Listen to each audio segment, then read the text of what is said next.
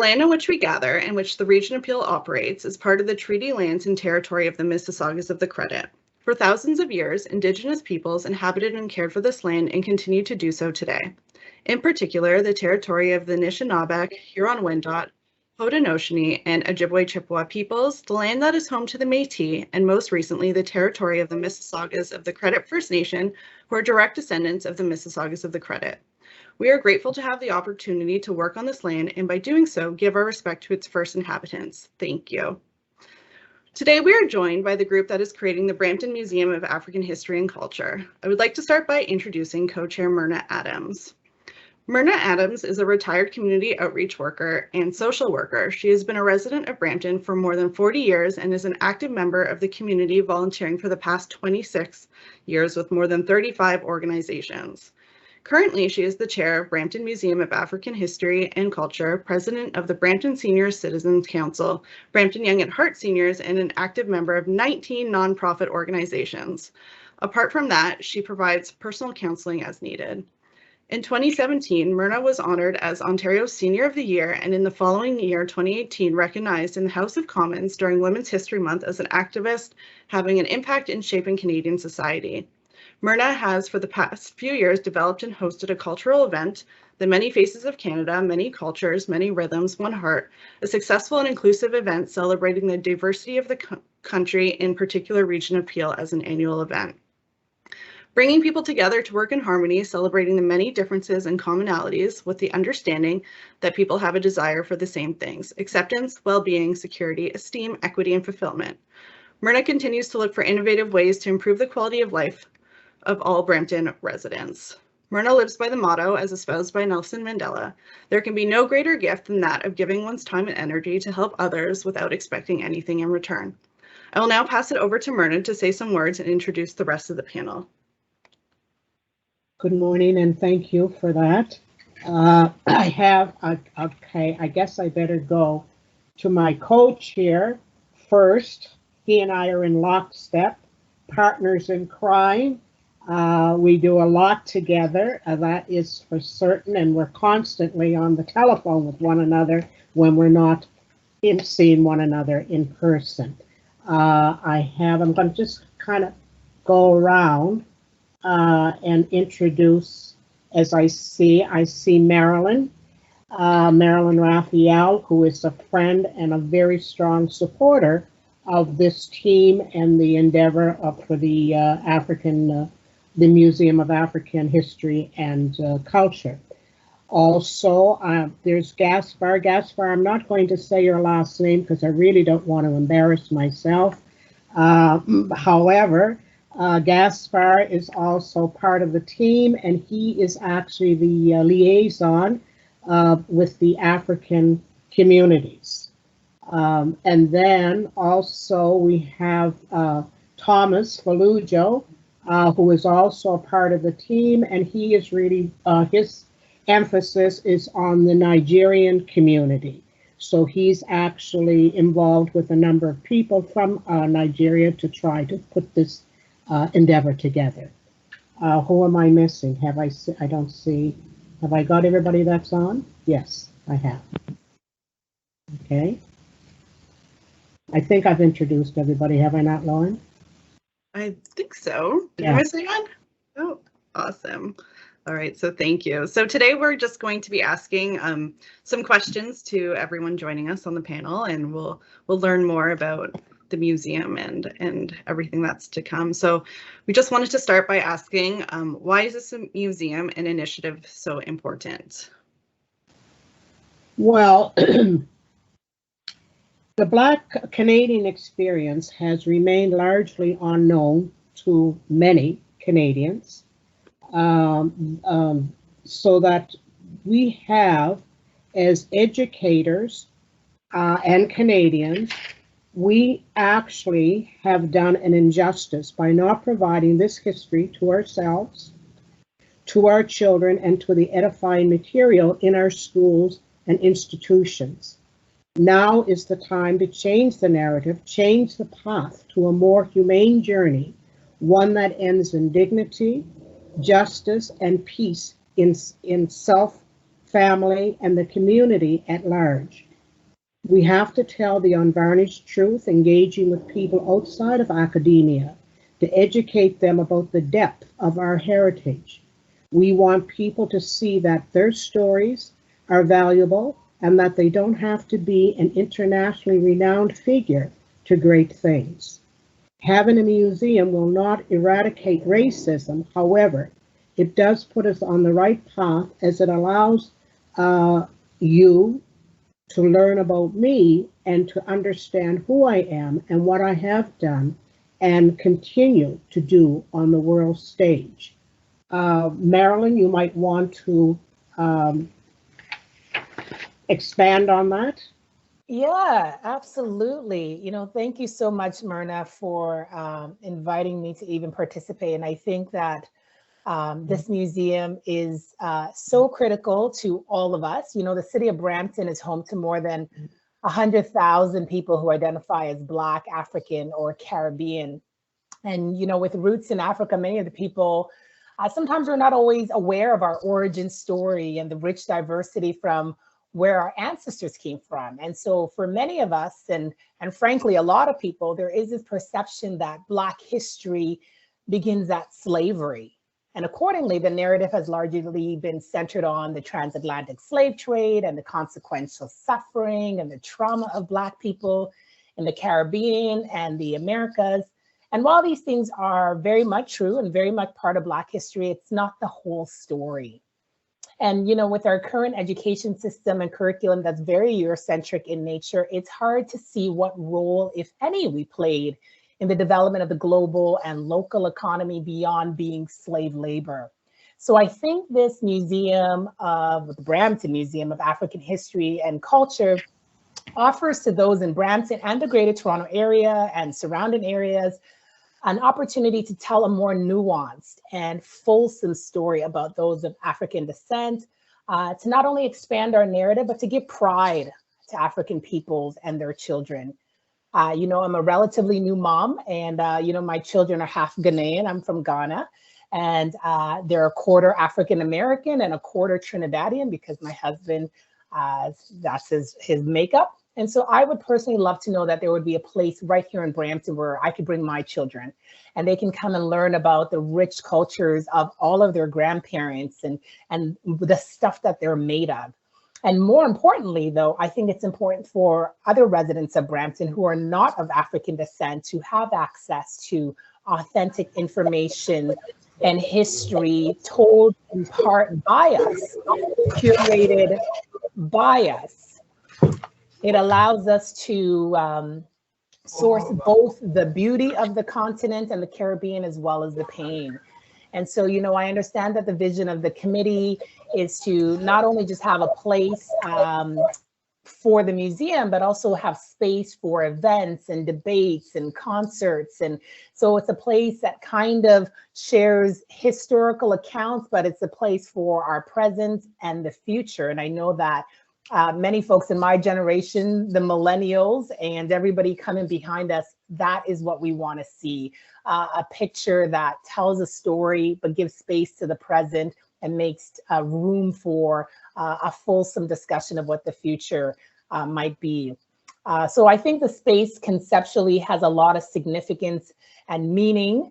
And on a lighter note, my husband and I, on our first date, we went to the Batchelor Museum of Modern Art in Charlotte, North Carolina, where he tried to show me how cultured and thoughtful he was. And so I think sometimes having these wonderful cultural spaces is an opportunity for a young love to develop and flourish. So I think we're being very thoughtful about many things that I hope we're able to accomplish by bringing forth this museum in Brampton.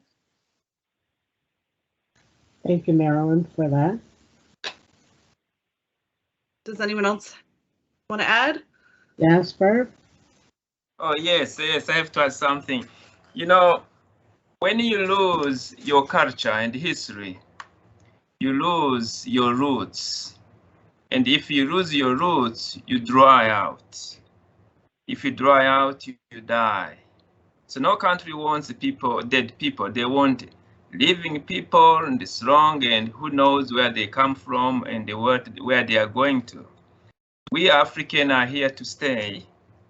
And that's why we have to make sure our culture and our history is here. We can see it, we can live it, our children can see it, and other people can see it. That is how we can be a true citizen people here. That is why we need the museum, and it is a long journey. It will take a lot of time to build out. It's not 1 year or 5 years building. It is for a long term. That's all what I can say. We need to be live, not dead. To add to both points, everybody knows me as, you know, the event planner, the marketing agent, special events here. But a lot of people don't know that I work for Toronto District School Board. I've been working for TDSB for over 28 years. I work for every school in the TDSB. And as I walk through the halls, I noticed that we are not Black just 1 month out of the year. And that's what it showcases in all the schools. You know, Black History Month right now, if you go through all the schools, every poster you can think of is up. Every culture is up. But the end of February, there's nothing showcased anymore. We know about Martin Luther King, you know, Malcolm X, Rosa Parks, but there's so many other great people that we're not showcasing to our young people. At the end of the day, when someone leaves the school, there's nothing that they can see to say, I can strive to be that person. I see where we came from. I know this possibility to do anything I want to do. So with this museum, it'll showcase year round to young people at any age, hey, I see where I came from. I know my heritage. I know my culture. I can become somebody. And that's the main point, is to show people year round what is possible, different cultures, different ethnics, and we're one big boiling pot of learning of each other's culture. That's great. Thank you. And thank you for that comment too, Charles. I know at PAMA, we've been advocates of sharing history all year round and not just focusing on certain months. So that's great to hear that that will be a part of the museum as well. So for our next question, what has been accomplished up until now and what was the journey to get here? Well, Charles and myself, we started out, we had a lot of conversation prior, but we did start out by delegating before the City Council, and they certainly were in support of that.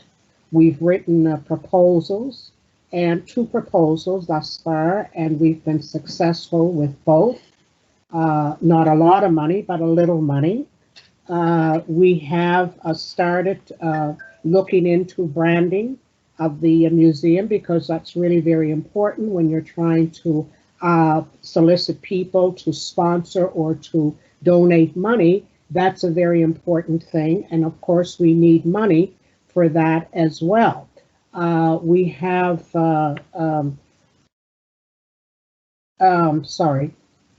we have actually we've held a number of focus groups, and we've held a number of focus groups, and we are continuing to do that. Also, we have, as individuals, we've talked to people in the community to get them to buy in and to be part of this endeavor. Charles, did you want to add to that? Yeah, I showed a quick I know. logo demonstration. Yeah. We've been working with different artists, different ideas of bringing in, you know, colors, themes, because we want to make sure that it represents everybody, a little bit of everything. Our idea is to make sure that when someone sees the logo, they understand exactly what the museum is all about. It's taking some time because you have to understand location. You have to understand what is the best place for everybody. You have to understand marketing strategies. This is not something that you go into lightly, because this is showcasing us for generations to come. And like we said before, we don't want it just to be a museum. We want to have a place where people can come and have meetings, where we can come and do different aspects. So it's been some time, Myrna and I have been driving around the city of Brampton, looking at different venues, talking with people, looking at the building size, talking with the city about, you know, what's available. So it's been some time.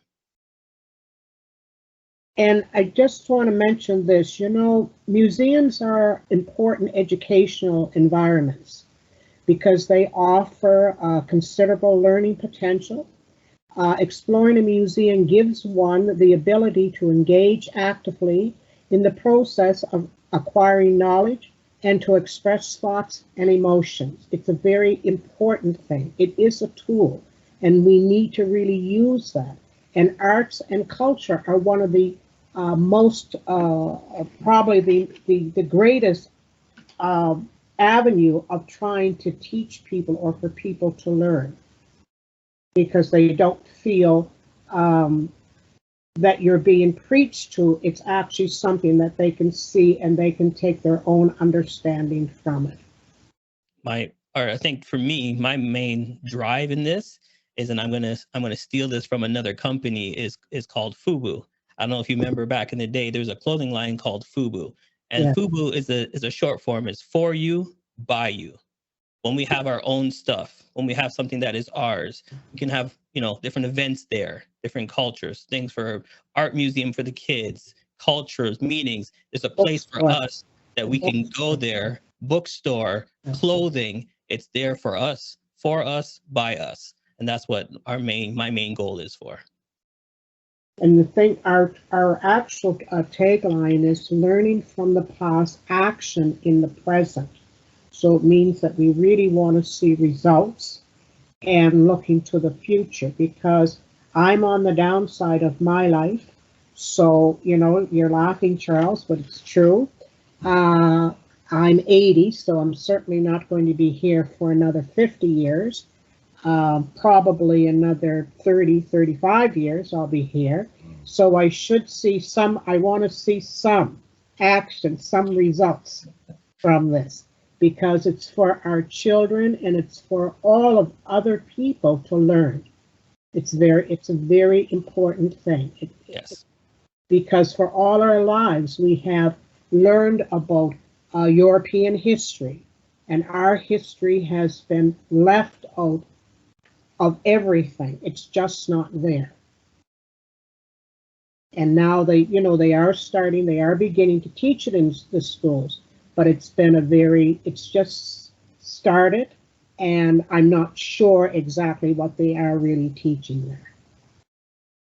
Okay. Gaspar, did you have anything that you wanted to add? I believe you said everything.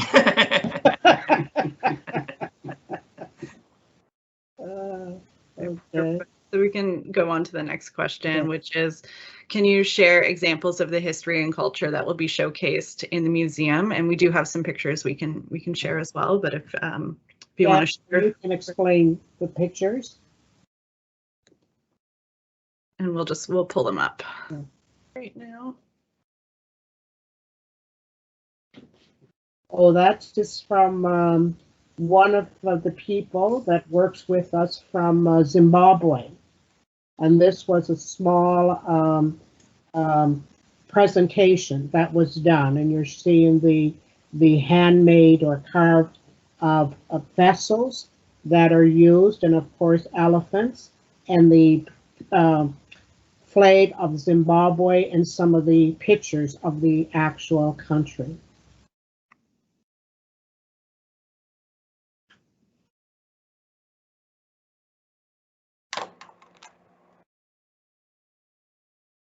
Gaspar? And that is from Burundi. We have a very famous drama, which are UNESCO heritage. That's a picture of the Burundi dramas.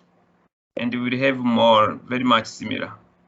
If I could just step in for a second. Speaking of the drums, we've actually had a couple of events where we brought young teens to learn about the drums. They actually got on to practice and learn and find out where they came from and beat the drums.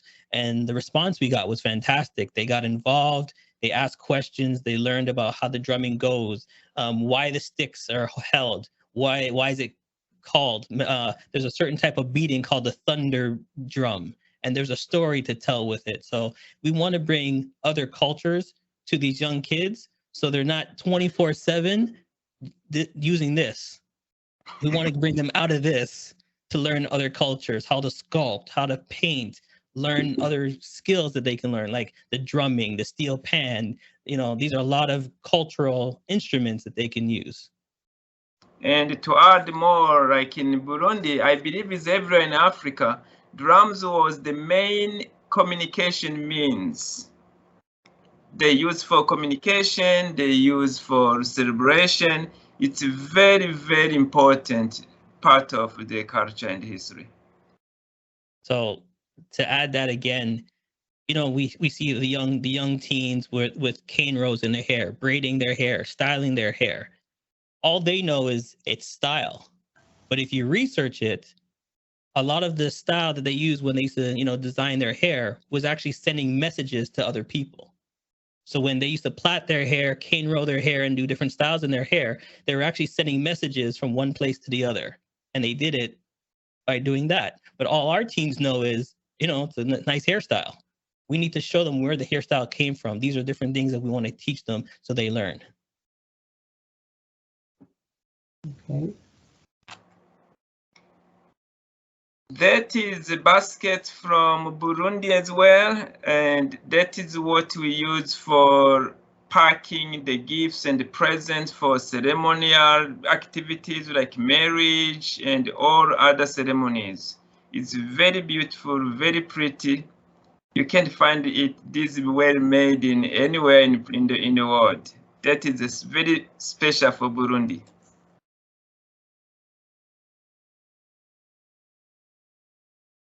That also is from Burundi. They mainly use it when they go shopping. It's made of grasses. They don't use plastic. Those plastic came very recently, and now they don't want the plastic anymore.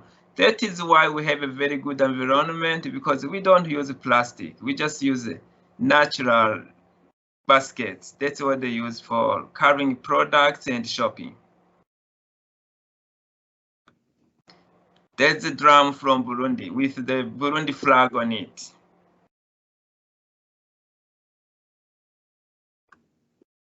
And that is what we call inanga. It is the traditional music instrument from Burundi. They still play it now. That is how our moms, that is how my mom used to carry me. Not in the stroller, no, on the back. That is how they still carry children even now.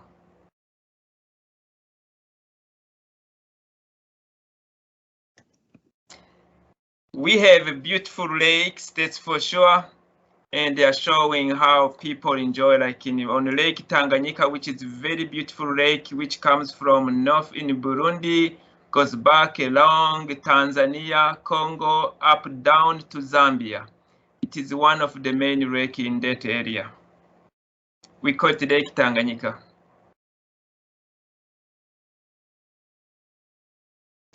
That is just the map of Burundi and the drums, because the drums have become a very important part of Burundi culture.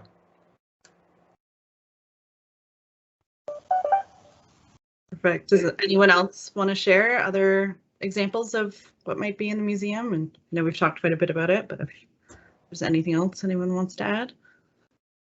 Sure, I could probably, you know, weigh in on that. So I know that it's great to see Burundi well represented. You know, I'd love to see some Ghanaian artifacts and other Caribbean artifacts. And I think being able to make connections with those on the continent to see if we can borrow some artifacts in some of the museums, even for short exhibits, would be something that I'd love to be part of and helping facilitate. That I think Charles already kind of spoke about, showcasing things around kind of hairstyles and culture, but trying to make sure we find some original writings, items, traditional garments and clothing so people can see what people wore over time, more musical instruments, original paintings by artists. If we can source any original inventions or close replicas, that things that were made from Africa or the Caribbean would be wonderful. I also think having like audiovisual installations where we give demos of like notable speeches or famous speeches by folks like Kwame Nkrumah, the first prime minister and president of Ghana, who led this Gold Coast to independence from Britain in 1957 and was a champion of Pan-Africanism. Like, I think being able to tell some of those stories about some of these important figures is what we'd love to see in a place like our Brampton Museum of African History and Culture.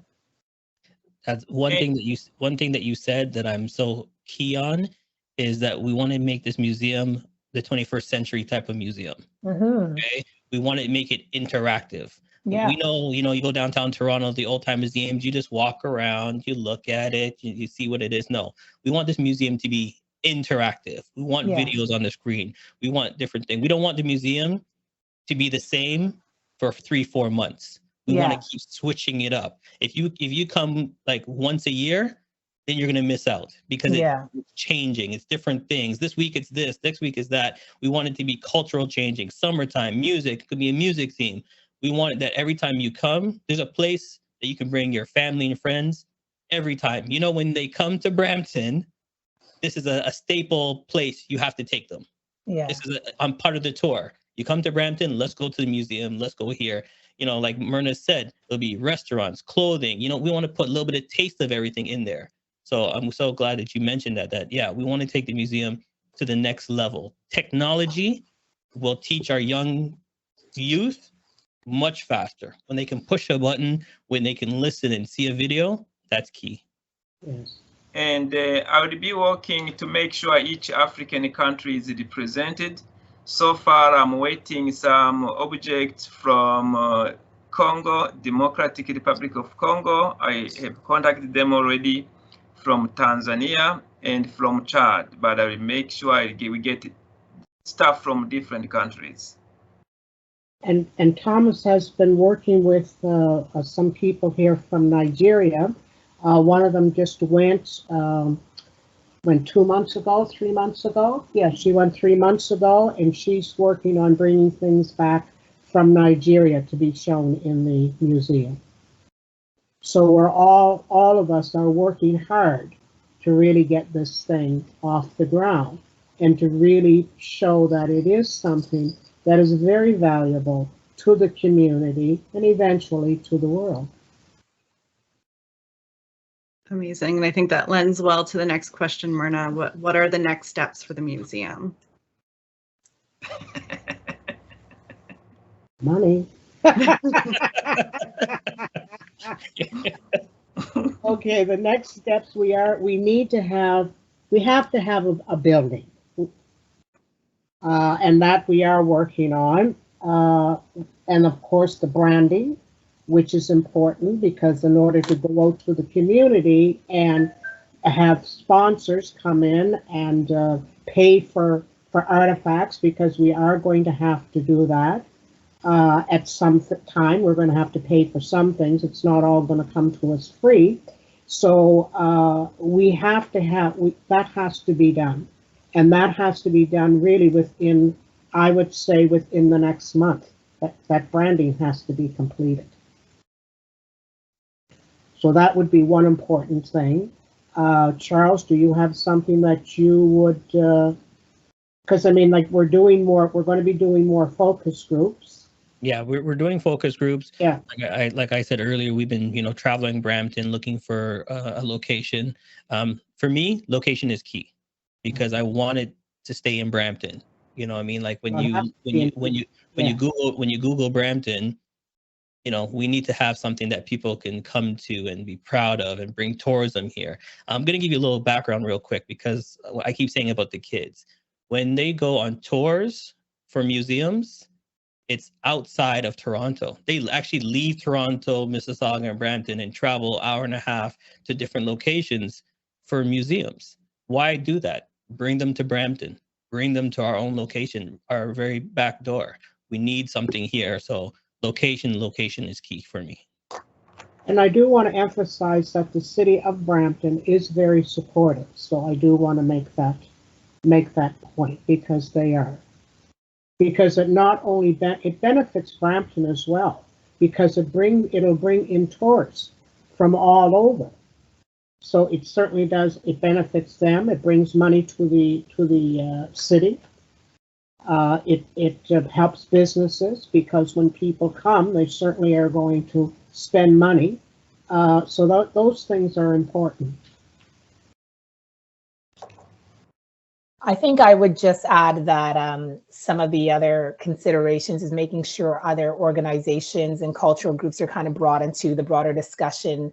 So I'm not sure if like the Ghanaian Canadian Association of Ontario or the Kenyan Canadian Association of Ontario or the Ontario Black History Society have all kind of been brought to the table, but there would be a lot of value being able to bring some of those stakeholder groups to the table, the folks in Chatham, Kent, the folks that have already kind of are doing some of this amazing work in Essex and Windsor, to be brought to the table to talk about how can we leverage the wisdom of those who've done something smaller or similar so that we can use kind of the those experiences to make sure that we are successful here in Brampton. Also continuing to lobby all levels of government. So having allies like someone like myself and being able to kind of support. I am vying for a position with the provincial government, and I'm hoping that if I'm successful, I can be able to help and champion some of these things and continue the advocacy with the federal government to make sure that we get the monies that we need to be able to do this. And then, of course, having broader conversation around kind of private fundraising and what role private monies can play in making sure that we're able to self-fund and be sufficient also, as opposed to just being fully reliant on government funding. So there's a lot of conversation to be had there. Yeah, so to go on to that point, Myrna and I have reached out to some organizations. Some of them are probably, in the panel waiting to ask any more questions. We had some focus groups. We've actually talked to different key people in different locations and higher levels of different government. Just put the whisper in their ear, because until we have the funding and the building, to move to the next step, we just want to make sure that everybody knows our focus and what we're looking to do. Yeah, having an address is very important. We cannot do anything until we get an address. Yes. Right. We need even a small building. We need an address. If people want to come to see, they can come to see. If they want to donate some products, we need a place to put those products. Because we have had, and I guess I'm jumping ahead on that next question, we do have, I shouldn't say we've had, donations. But at this point, we don't have a place to store them. And that's, it's pretty difficult. People want to give you things, but they have to hold on to it because if we take it, where do we place them? We have no place to store anything. And we have a large collection that's been donated from one of the people from the community, one of the women from the community, and her name will certainly be there as one of the major donors for the museum. We have had other articles that have been donated, but as I say, we have no place to store them right now. Right. So I think we've led into the next question, but before we move on, I do like the comment about making Brampton a destination. I hope one day we'll be in talks on maybe some joint field trips at PAMA as well. A full day experience in Brampton would be wonderful. But Myrna did segue into the next question. So if someone in the community wants to get involved, what can they do? And if someone has an object they'd like to donate, how can they go about doing so? I'll jump onto that one. So you'll see an email coming out soon with our new, like I said, our letterhead email and everything. If you have something that you want to donate, email us and let us know what the artifact is with a picture. Like we love everybody to send us different stuff, but if everybody's sending us the same pan, same drum, we want a variety of stuff. We appreciate everything, but we just want a list. So if you have something that you want to donate, you can email us, take a picture of it, send it in, and then we can say, okay, we have, 20 of these, 30 of these. We appreciate that. Spreading the word, putting a bug in people's ear that this might come up, because more people that are excited about it, more people that, can talk about it, can, whisper to different locations and stuff like that. If you want to be a volunteer, volunteers is always welcome. When we do special events, volunteers on, getting at locations, people's emails, any of these things are fantastic as well. And of course, donation. Did I say donation, Myrna? Oh yeah, donation. That will be key coming up. That'll be key coming up soon as well. And we are incorporated, and we do have a bank account. That's correct. Yeah. We don't call it donation, we call it support. That's right, yeah.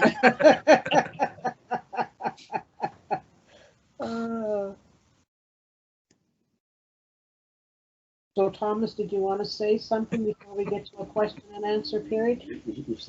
Okay, Thomas is somewhat shy. I'm not shy. He's I'm listening. Yeah, you said it all. all right. He's a great volunteer. There's no doubt about that. He works hard to help us, so that's important. Yep. Awesome. So we do have some questions going on in the chat, which I can read to everyone to get the answers for. But before we get to the questions, does anyone want to add anything to any of the questions or say any other words before we move on to Q&A?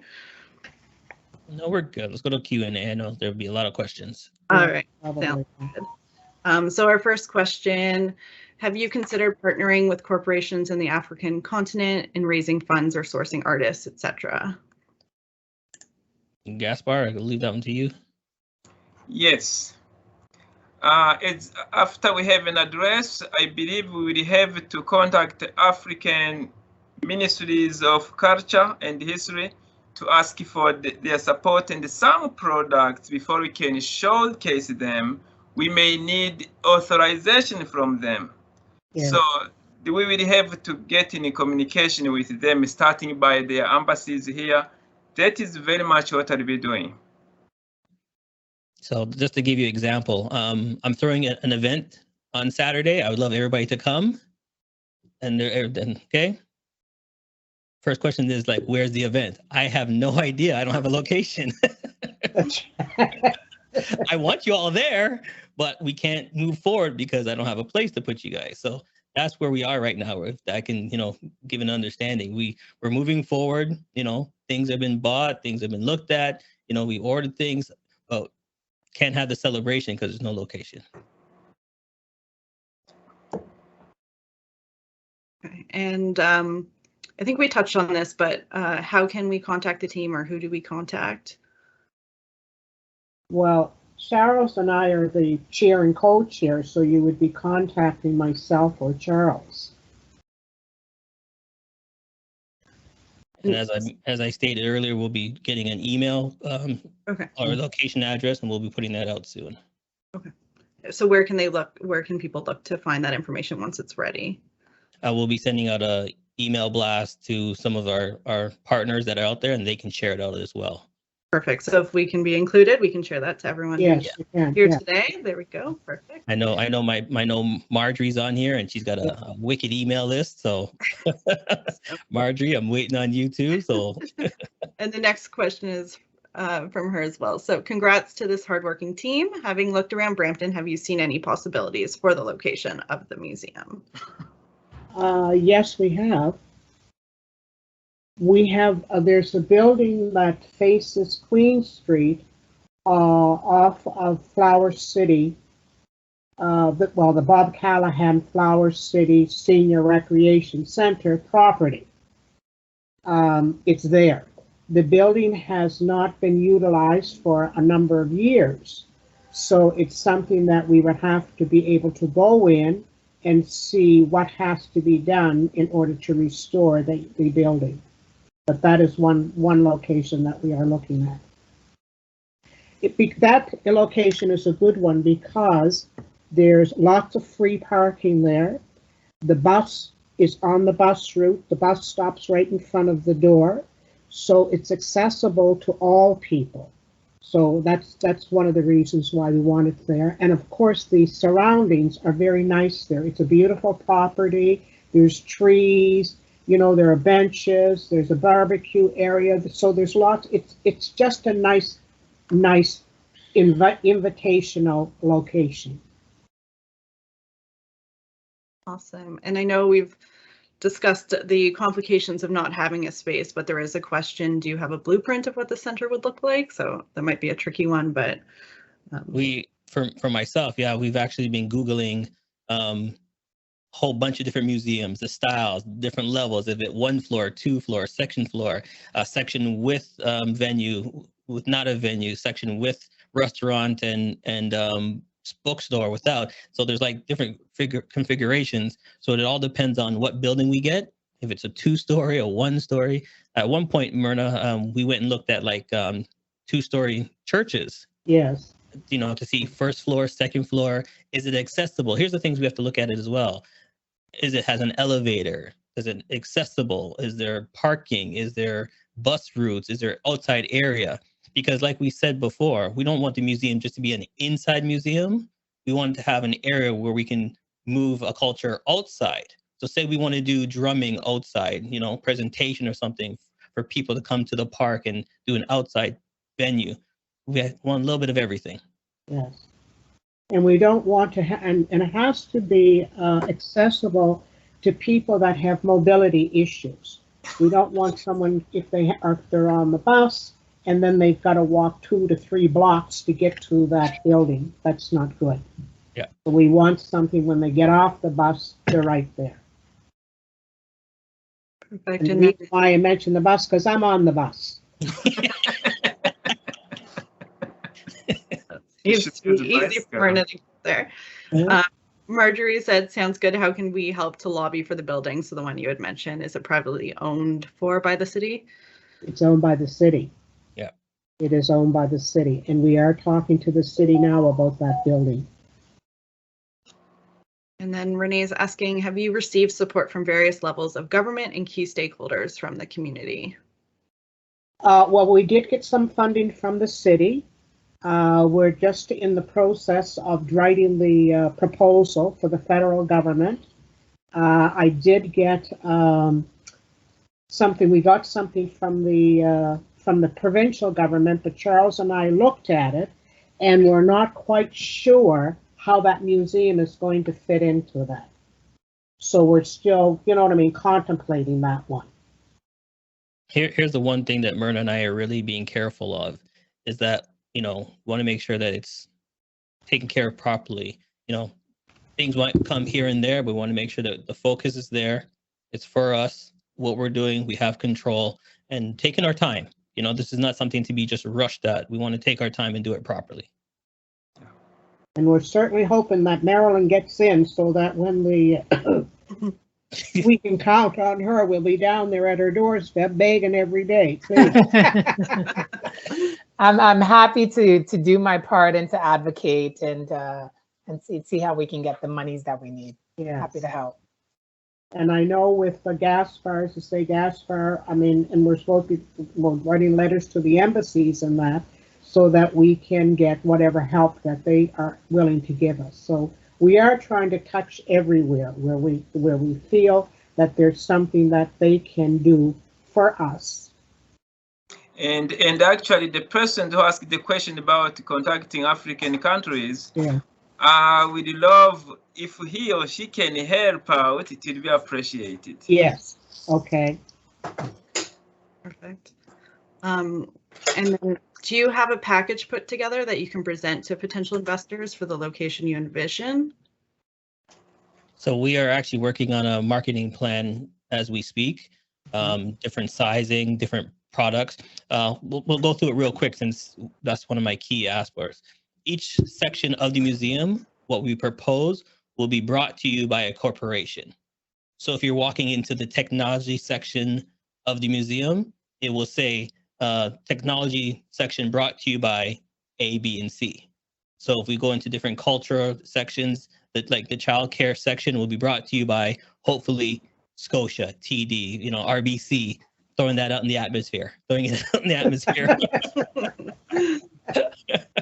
So, yeah, so we're looking at corporations to jump on board. Like, you know, we can go after Rogers, Bell, communications, you know, there'll be a communications area where the phones, how they communicate. These are all great aspects that people can be corporations for. Perfect. In a perfect world, when would you like to open your doors? I'm sure yesterday. Tomorrow afternoon. I was going to say, what's the date today? That would be a really perfect world, but All right, we won't be greedy. We'll do it on Valentine's Day because you know what I mean. Date night is perfect. Take a date to the museum. We heard a story about that earlier, so I think that would be perfect right there. so the sooner the better, obviously. Practically speaking, do you think it will be this year, next year, the next 5 years? Well, I guess we really have to be realistic.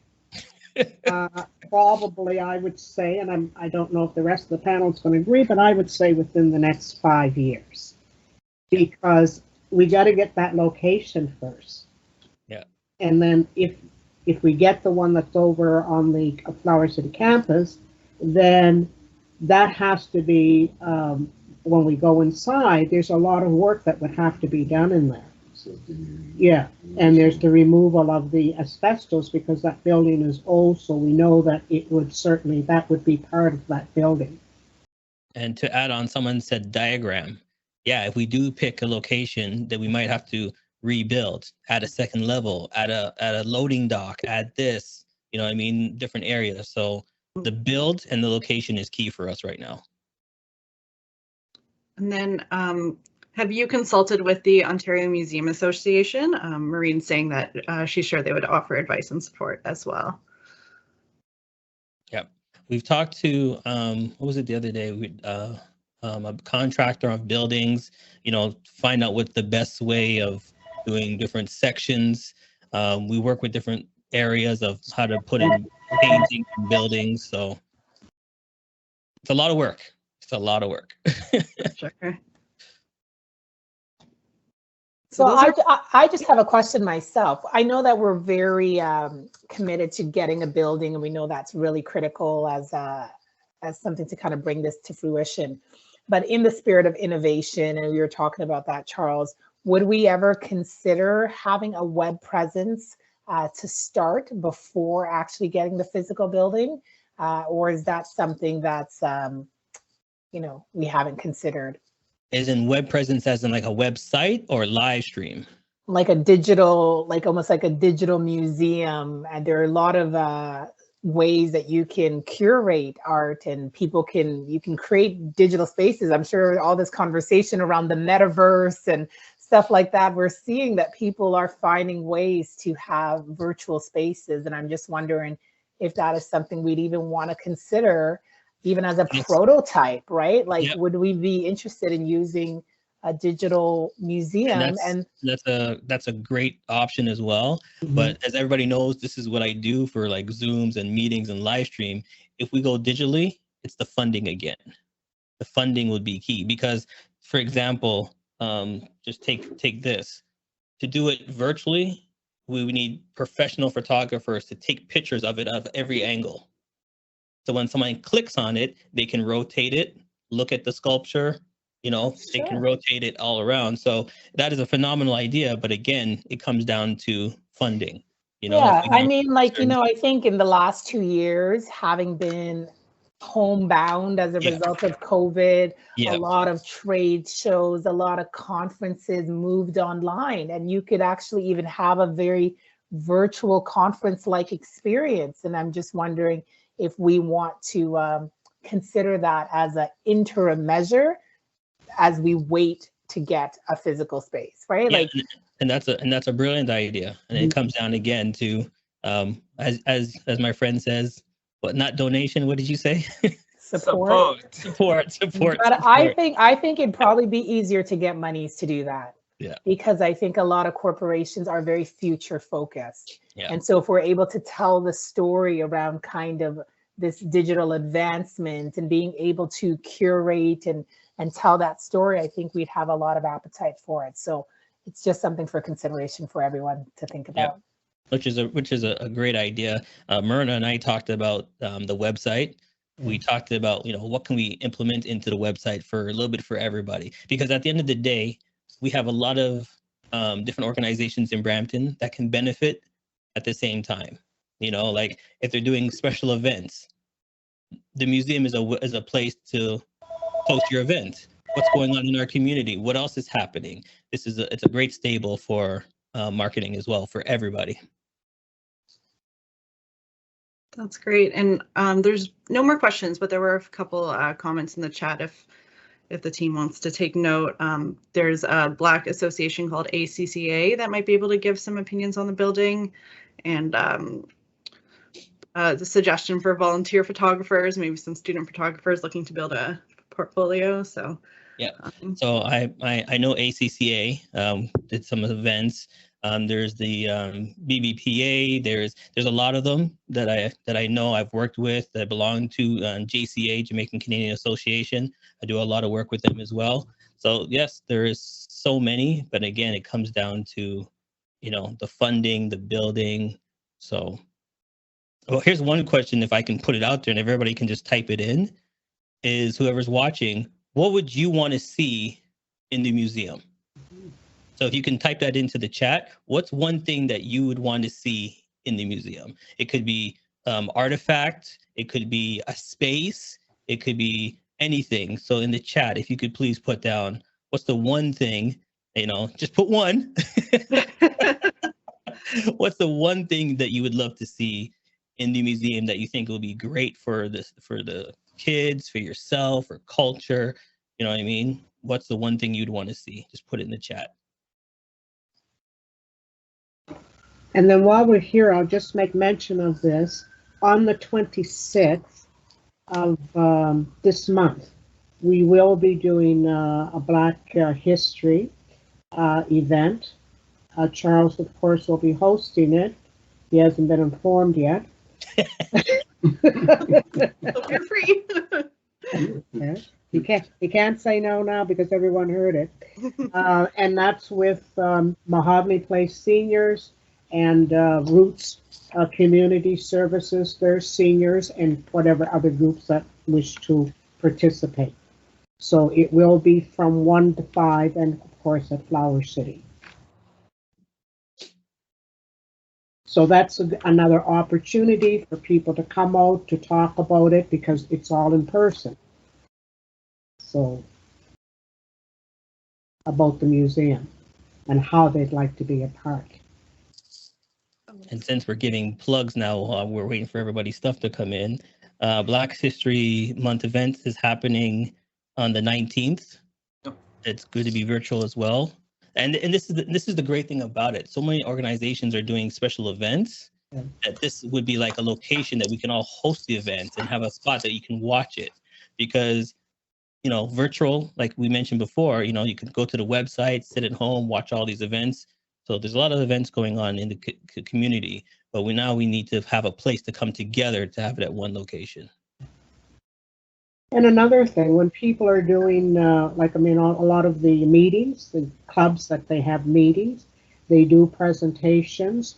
Yep. You bring in speakers and things like that. That's one of the things that can be done within their groups. Yeah, because I think I can mention for everybody, every time we're looking for a location to have meetings, you know, you're calling, trying to get a little meeting space here, a little meeting space there, a little meeting space here. Then you know for sure there's a space you can come to. Yes, because there would be rooms there to rent out. That's part of it as well. And I wanted to say that I had registered for the event. Gosh, what day it was. Marjorie could attest to what day it was, and I will. That's the one I was telling you about, the 19th. Yes. No, not this one coming up. This just passed. Oh, okay. Yeah, it was last Saturday. That's when it was. It was last Saturday. And actually, it was really well done. It was great. It was very enjoyable. It focused on Canadian Black history, which we don't really see that.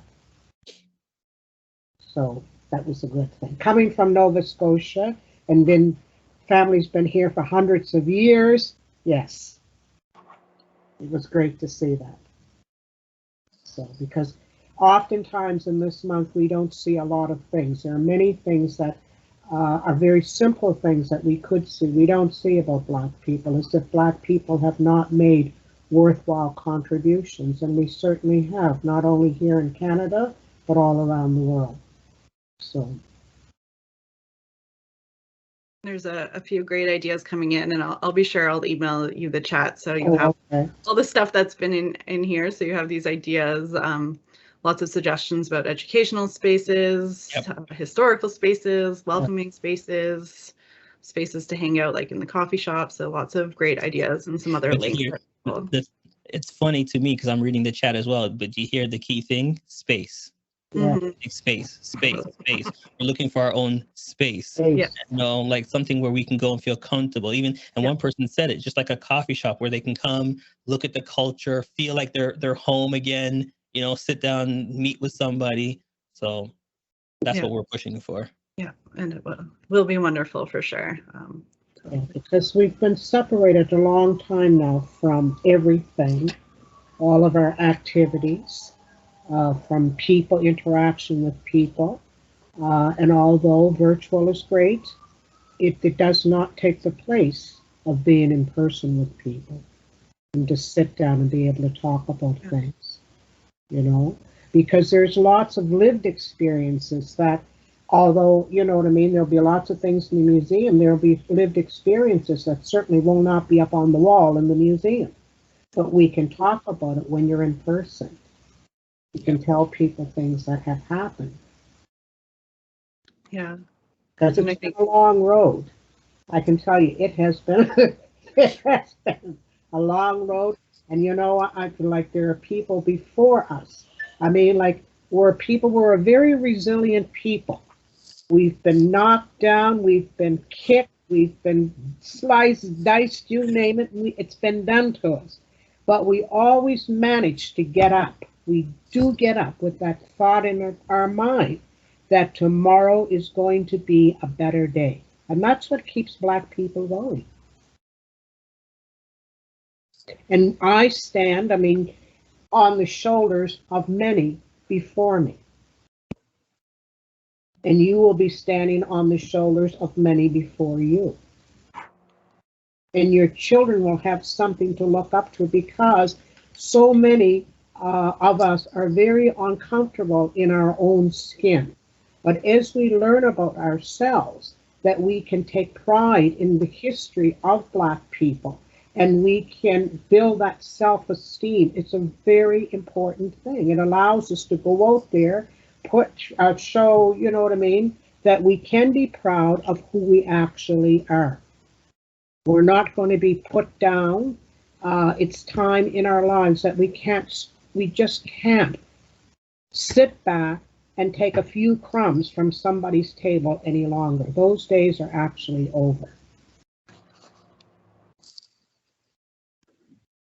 So, very well said, Myrna. Thank you. I was like, well, on that note. Did I get my check out? All more evidence of this, that this space is very important, and I can't wait to see it come to reality. And I know there's a long journey ahead, but I know everyone here today is definitely going to be there at that grand opening and looking forward to it.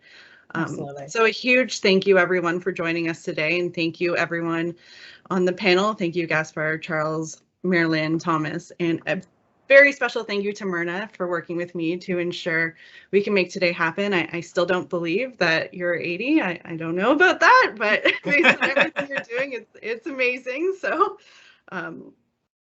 but this is a great initiative, and we're so excited to be able to see what happens next. Just so everyone knows, PAMA is currently still closed to the public. We do have a special one-day event coming up on Family Day. So if you are looking for something to do, you can book your tickets in advance on our website for that day. And we encourage you to please continue to check our websites for updates for our future hours in the spring. And we do hope to see you again soon. And we will definitely share all the information today with everyone on the list. I know there's been lots of questions about how they can get in touch, so we will definitely share that information when it becomes available. So thank you, everyone. I hope everyone has a great rest of the day. Well, we thank you. Thank you, Lauren. Okay. Thomas wants to say something. He's been silent now. It's over, and he wants to say something now. I just want to seize the opportunity to congratulate the city of Brampton, and the proponent, of this project, the museum. For this project to come to reality, it's a great accomplishment. They reduce the tension.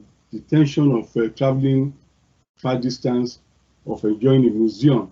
Now it's brought close to the people of Brampton. So it's a great accomplishment. So congratulations to Brampton. Wonderful. Thank you. And I'd like to thank PAMA for this opportunity today. Yes. And we will certainly be in touch with you. I won't say on a daily basis, but it will be, we will be in touch a lot. So I just want to, exactly as Myrna mentioned, just want to let everybody know that PAMA's been with us, helping us take the steps. So we just want to publicly thank them again for all the work that you do, just to, help us take these baby steps, because we're new to the game. So we thank you guys, the whole team. We met the whole team, and they've been great. So thank you so much. Yes, you have been, and we look forward to doing more projects with PAMA. It'll be very important for all of us, for the success of all, your success, but for the success of all. I think some people asked how they can contact us. I think by the time being, Marina can show her email address, so that people who are here, they can take her email address for the time being. Charles, can you put up your email and my email? Yeah, like I said, the email, we're doing a brand new email, so it'll be coming out soon. So just look out for that. We'll be sending it out through the contacts that we have, everybody's contacts. So look out for the newsletter, because we want it to go into one special location, so we can all get the emails. So they're not floating all over the place. So we want to make sure everything's done properly. Okay, makes sense. Yeah. All right, thank you everybody for joining us. Thank you. Awesome. Bye, everyone. Thank you. Thank you. Many people.